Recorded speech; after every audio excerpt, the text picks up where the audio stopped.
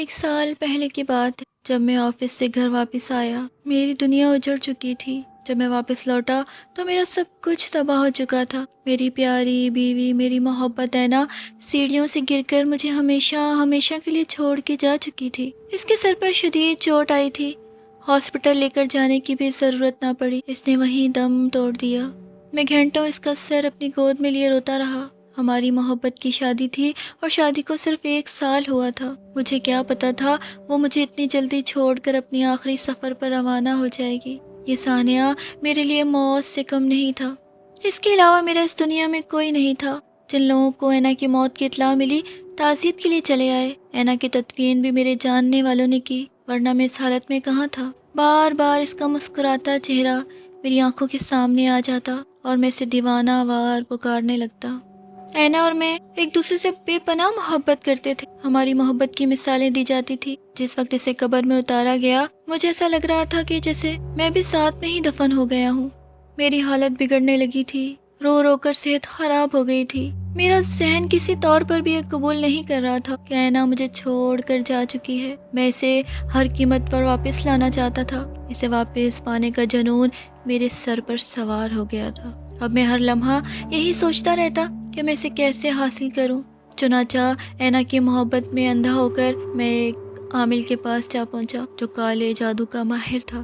اس نے ایک بھاری رقم کے بدلے میرا کام کرنے کا وعدہ کر لیا۔ میں نے اس کے بتائے ہوئے طریقے پر عمل کیا اور پھر میں کامیاب ہو گیا۔ مجھے آج بھی یاد ہے وہ پورے چاند کی رات تھی جس وقت میں نے اینا کی قبر کھول کر تابوت کا ڈھکنا ہٹایا۔ اس کا صاف شفاف چہرہ میرے سامنے تھا۔ چاند کی روشنی میں اس کے چہرے کو بغور دیکھ رہا تھا۔ اس کے چہرے پر بلا کا اطمینان جھلک رہا تھا۔ مجھے اس پر بے تحاشا پیار آ گیا۔ بہرحال میں نے اسے اٹھایا، کندھوں پر ڈالا اور گھر آ گیا۔ یہی میری زندگی کی سب سے بڑی غلطی تھی۔ کاش کہ میں یہ غلطی نہ کرتا۔ مجھے جو کچھ جیسا بھی کرنے کو کہا گیا تھا میں نے بالکل ویسا ہی کیا، اور ٹھیک 4 گھنٹوں بعد اینا کے جسم میں حرکت ہوئی۔ میری اینا نے آنکھیں کھول دی۔ میں بچوں کی طرح تالیاں بجانے لگا تھا جیسے کوئی کھویا ہوا کھلونا مل گیا ہو۔ میری خوشی کا کوئی ٹھکانہ نہیں تھا۔ میں نے جلدی سے آگے بڑھ کر اینا کو گلے لگایا۔ اینا کی کالی سی آنکھیں پہلے سے کہیں زیادہ بڑی ہو گئی تھی، ان کی سفیدی ختم ہو گئی تھی، مگر مجھے ان باتوں کی کہاں پرواہ تھی۔ میری زندگی، میری محبت مجھے واپس مل گئی تھی، جس کے لیے میں نے بہت بھاگ دوڑ کی تھی، پیسہ پانی کی طرح بہا دیا تھا۔ اور بھلا مجھے کیا چاہیے تھا؟ میری اینا میری آنکھوں کے سامنے تھی۔ میں اینا کا ہر طرح سے خیال رکھنے لگا تھا۔ اسے دنیا والوں کی نظروں سے میں نے بچا کے رکھا تھا۔ اینا پہلے بہت محبت کرنے والی لڑکی تھی جو ہر وقت ہنستی کھلکھلاتی رہتی تھی، مگر اب والی اینا کے زرد چہرے پر مسکراہٹ کبھی نہیں آئی تھی۔ اس کے چہرے پر عجیب سی سختی، ویرانی اور بے رحمی چھائی رہتی تھی۔ میں ہر وقت اسے خوش کرنے کی کوشش میں لگا رہتا، مگر وہ خوش نہ ہو پاتی۔ ایک روز اچانک اس نے مجھ سے عجیب سی فرمائش کر کے مجھے سکتے میں ڈال دیا۔ میں بغور اس کے چہرے کو دیکھتا رہا جہاں پہلی بار اس کے ہونٹوں پر مسکراہٹ آئی تھی۔ اس نے مجھ سے انسانی گوشت کھانے کی فرمائش کی تھی اور کہا تھا کہ میں انسانی خون سے اپنی پیاس بجھانا چاہتی ہوں۔ یہ سن کر میری ریڑھ کی ہڈی میں سنسناہٹ دوڑ گئی۔ وہ مجھے عجیب نظروں سے انتہائی غور سے دیکھ رہی تھی، گویا مجھ سے میری محبت کا ثبوت مانگ رہی ہو۔ نہ جانے کس طرح میں نے اینا کو خوش کرنے کے لیے حامی بھر لی اور وہ خوشی سے منہ پھاڑ کر قہقہے لگانے لگی۔ میں اسے پھٹی پھٹی نگاہوں سے دیکھتا رہا۔ آج بہت عرصے بعد اس کے چہرے پر ہنسی آئی تھی۔ مجھے بالکل سمجھ نہیں آ رہا تھا کہ میرے ساتھ کیا ہو رہا ہے۔ اتنا سخت کام تو مجھ سے اس عامل نے بھی نہیں کروایا تھا جو میں اب کرنے جا رہا تھا۔ شاید یہ میری اینا سے والہانہ محبت تھی جس میں ہر وہ کام کرنے کے لیے میں تیار ہو گیا تھا جو مجھے نہیں کرنا چاہیے تھا۔ مجھے لگ رہا تھا کہ وہ ایک طویل نیند سے جاگنے کے بعد اس طرح کی فرمائش اس لیے کر رہی ہے کہ شاید یہ اس کی ضرورت ہے۔ میں اسے ہر حال میں خوش دیکھنا چاہتا تھا، کیونکہ جب وہ مجھے دوبارہ ملی تھی تو خوش نہیں تھی اور میں نے اسے خوش کرنے کی ٹھان لی تھی۔ یہ سب اتنا آسان نہیں تھا، لیکن پھر بھی میں نے اینا کے لیے سب کرنے کی ٹھانی اور ایک روز اپنے ایک قریبی دوست کو کھانے پہ بلایا۔ وہ خوشی خوشی راضی ہو گیا کیونکہ وہ جانتا تھا میں اینا کے بعد کتنا اکیلا ہو گیا ہوں اور تنہائی مجھے کاٹنے کو دوڑتی ہے، لہٰذا مجھے کسی ساتھی کی ضرورت ہے۔ اس بیچارے کو کیا معلوم تھا کہ میں نے اپنی محبت واپس حاصل کر لی ہے، اور آج وہ اسی محبت کی خوراک بننے کے لیے میرے گھر کھانے پر آ رہا ہے۔ میں اینا کی محبت میں اس قدر خود غرض ہو جاؤں گا، مجھے نہیں پتا تھا۔ نہ جانے کس طاقت کے زیر اثر میں ہاں کہنے پر مجبور ہو گیا۔ کھانے کے دوران میرا دوست مجھ سے دوستانہ گفتگو کرتا رہا، میں بھی ہنسی مذاق میں اس کا بھرپور ساتھ دیتا رہا، مگر اندر ہی اندر کوئی نادیدہ طاقت مجھے کہہ رہی تھی میں جو کرنے جا رہا ہوں وہ صحیح نہیں ہے، غلط ہے، انسانیت کا قتل ہے۔ یہ تمام آوازیں اس وقت دب کے رہ جاتی جب کمرے کے اندر کھڑی اینا کو دیکھتا، جو دروازے کی آڑ سے مجھے رحم طلب نظروں سے دیکھ رہی تھی۔ گویا یہ خوراک اس کے لیے اتنی ہی ضرورت تھی جتنی انسان کے لیے سانس۔ اسے اپنی جانب یوں گھورتا دیکھ کر میرے ضمیر اور میری دوستی پر محبت غالب آ گئی تھی۔ آخر میں نے اسے بڑی محنت سے حاصل کیا تھا، اگر میں اس کے لیے اتنا بھی نہ کر سکتا تو پھر کیسی محبت تھی میری۔ بہرحال میرا دوست کھانا کھاتے ہی بے ہوش ہو چکا تھا، کیونکہ میں کھانے میں نشہ آور دوا ملا چکا تھا۔ اینا دروازے کے پیچھے کھڑی میرے اشارے کے منتظر تھی۔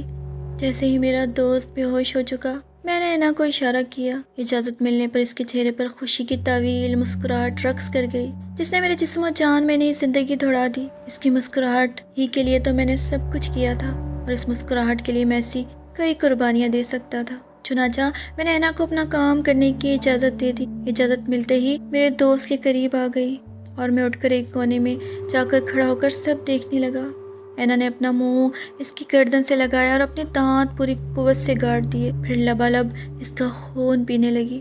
میں پھٹی پھٹی نگاہوں سے سارا منظر دیکھ رہا تھا۔ اس نے اس قدر صفائی سے خون پیا کہ ایک قطرہ بھی نیچے نہیں گرنے دیا۔ اس وقت مجھے اینا نہیں کوئی بدروح لگ رہی تھی، جو بڑے مزے سے ارد گرد سے بے نیاز ایک انسان کا خون پینے میں مصروف تھی۔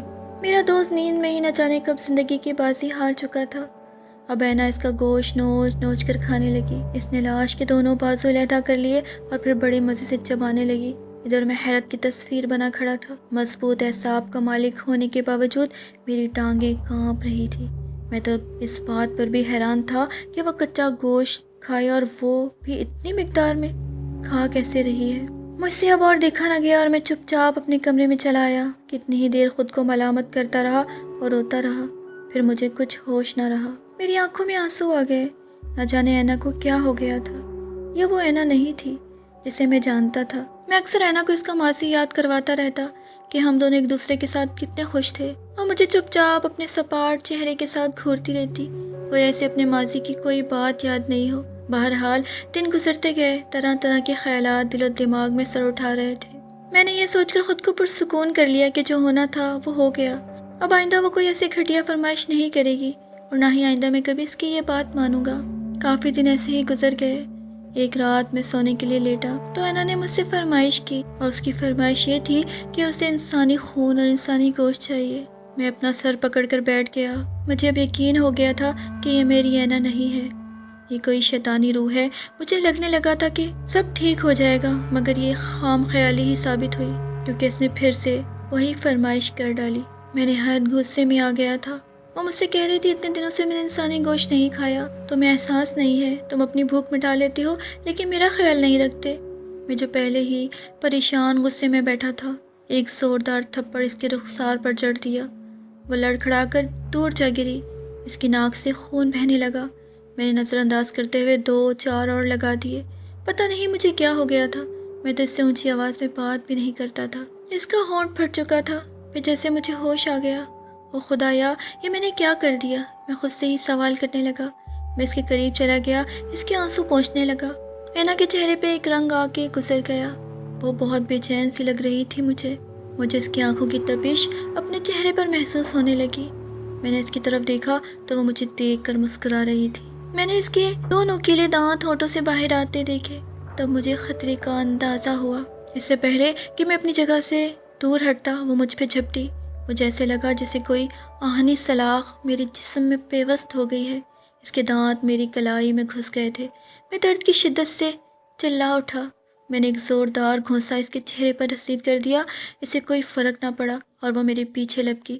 میں کمرے سے باہر نکلا اور باہر سے کنڈی لگا دی۔ اب وہ اندر زور زور سے دروازہ پیٹ رہی تھی۔ مجھے بہت زیادہ درد ہو رہا تھا، میری کلائی سے بہت زیادہ خون بہہ رہا تھا۔ میں نے بہت کوشش کی کہ کسی طرح خون کا بہاؤ روک سکوں، لیکن کامیاب نہ ہو سکا۔ اگر باہر رہتا تو بھی موت تھی، اندر جاتا تب بھی موت تھی۔ اگر باہر جا کے کسی سے مدد مانگتا تو بھی میں پھنس جاتا۔ कमरे में गहरी खामोशी थी। मुझे लगा वो सो गई है या फिर बेहोश हो चुकी है। फिर मैंने एक फ़ैसला किया, क्योंकि मुझे अब यकीन हो चुका था कि ये ऐना नहीं है। अब मैं इस बला को वापस भेजने का फ़ैसला कर चुका था और फिर मैं आस्तीकी से कुंडी खोलकर अंदर दाखिल हुआ। छुरी की मदद से बाहर लटके हुए पर्दे का एक हिस्सा फाड़ कर अलहदा कर लिया। इस कपड़े के ज़रिए ज़ख्म को अच्छी तरह से लपेट लिया। अब मैंने कमरे का दरवाज़ा खोला और आहिस्ता से आगे बढ़ने लगा। वो मुझे कमरे में कहीं नजर न आई। एकदम पीछे से किसी ने मुझ पर हमला कर दिया। ये ऐना थी जो दरवाजे के पीछे छुपी खड़ी थी। मैं इसकी होशियारी पर हैरान रह गया। इसने फिर बेरहमी से मेरे उसी बाजू को निशाना बनाया। मैंने एक झटके से अपना बाजू आज़ाद करा लिया। ऐना की वहशत में कोई कमी नहीं आई थी। इसने मुझ पर दोबारा हमला करना चाहा, पर अब मैं तैयार था। वो जैसे ही मेरे करीब आई, मैंने हाथ में पकड़ी हुई तेज़ धार छुरी एक झटके से इसकी गर्दन पर फेर दी। वार बहुत कारी था। इसकी आधी से ज़्यादा गर्दन कट चुकी थी, पर आंखों में अब भी कोई खौफ ना था। मैं बहुत बुरी तरह से डर गया था। मुझे अपनी मौत सामने नजर आ रही थी। शायद वो अब भी जिंदा थी। मैंने एकदम ही दूसरा वार ऐना के पेट पर किया। 10 इंच की छुरी नरम जिल्द को काटती हुई सारी की सारी अंदर घुस गई। इसकी आंखें बाहर को उबल पड़ी। कुछ देर में ही वो साकित हो गई थी। ऐना का खूबसूरत चेहरा देखकर मैं एक बार जज्बाती होकर फिर से रोने लगा। सुबह होने वाली थी। मैं जल्दी से उठा। हाथ की मरहम पट्टी के बाद लाश को एक बैग में डाला और जाकर इसकी कब्र में इसे दफन कर दिया। मेरा ज़ब्त एक बार फिर जवाब दे गया और मैं वहीं बैठकर रोने लगा। लोग अपने महबूब को एक बार दफनाने की जुर्रत नहीं करते, और मैंने दूसरी बार दफनाया था। मेरा दिल गम से फट रहा था। मैं बड़ी मुश्किल से घर पहुंचा था। मुझे यकीन हो चुका था कि ऐना तो तभी मर गई थी। ये जो लाश मैं अपने घर उठाकर लाया था, वो कोई खौफनाक बदरू थी।